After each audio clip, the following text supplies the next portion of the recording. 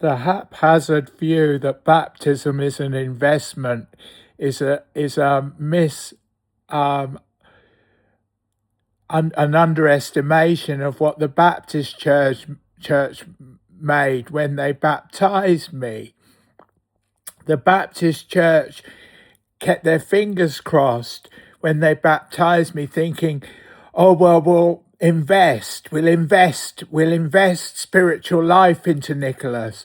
We'll baptize him, we'll submerge him, and then everything will be fine. He'll go to heaven."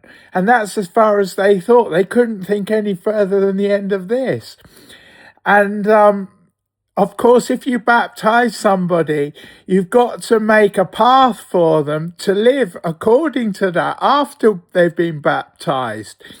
And you're not supposed to just invest in people by baptizing them, thinking, "Phew, I got that person baptized. Phew, I got that person baptized. Phew, I got that person baptized. 3 more people into heaven. Hurrah, hurrah."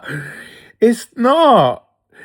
When you baptize somebody, it's not something that you've finalized by baptizing them, because God is like a boomerang. He comes back.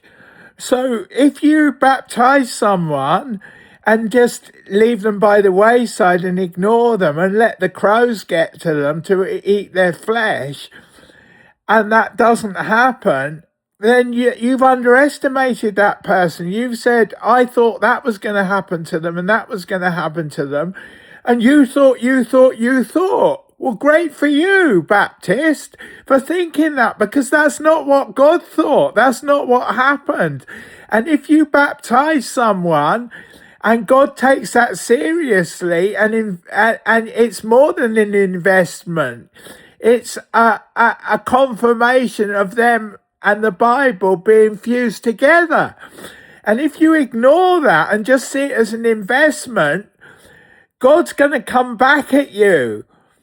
And you can't just underestimate people by baptizing them like they're on a factory conveyor belt and think that's another one done, like an Amazon product being packaged to be sent out. That's not what baptism is. Baptism is the start of you making a path for that person to be saved in life, and not killed like Abel was.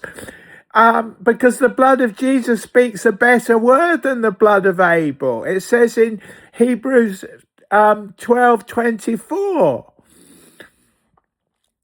So baptism is an investment. And you can't just baptize people and then forget about them, because God doesn't.